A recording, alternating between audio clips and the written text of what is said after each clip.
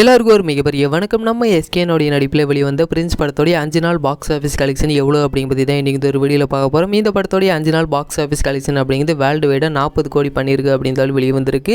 இது அப்படிங்கிறது ஒரு மிகப்பெரிய அச்சீவ்மெண்ட் அப்படின்னு கூட சொல்லலாம். ஏன் அப்படின்னு கேட்டிங்கன்னா, இந்த ஒரு படம் ஒரு டிசாஸ்டர் ரிவ்யூ அப்படின்னு தான் கொடுத்துருந்தாங்க. அப்படி மாதிரி ஆல்ரெடி சொல்லியிருந்தோம். இதெல்லாம் தாண்டி 5 நாளில் 40 கோடி அப்படிங்கிறது பிரின்ஸ் படம் பண்ணியிருக்கு. அதே மாதிரி இந்த ஒரு படம் 50 கோடி கிளப்பில் கண்டிப்பாக ஜாயின் பண்ணிருமா அப்படிங்கிற எந்த ஒரு சந்தேகமும் இல்லை.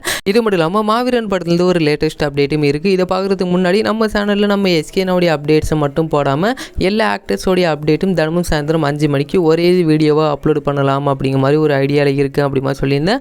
அதை நாளையிலேருந்து பண்ணலாம் அப்படிங்கிற ஐடியாவும் இருக்குது. இதை பற்றி உங்களுக்கு எதுவும் தாட்ஸ் இருந்துச்சு அப்படின்னா அதை கீழே கமெண்ட் பண்ணுங்கள். அதே மாதிரி மாவீரன் படத்து இப்போ லேட்டஸ்ட் அப்டேட் என்ன அப்படின்னு கேட்டிங்கன்னா, மாவீரன் படத்தை இயக்குறது மடோனா அஸ்வின் அப்படி மாதிரி எல்லாருக்குமே தெரிஞ்சிருக்கும். இந்த ஒரு படத்தில் வில்லனை நடிக்கிறது மிஸ்கின். இதே மாதிரி இந்த ஒரு படத்தில் 2வது வில்லனை நடிக்க போகிறது புஷ்பா படத்தில் வில்லனை நடிச்சிருந்த சுனில் அப்படிங்கிறவர் தான் இந்த ஒரு படத்துலையும் 2வது வில்லனை நடிக்கிறார் அப்படின்னு வெளிவந்திருக்கு.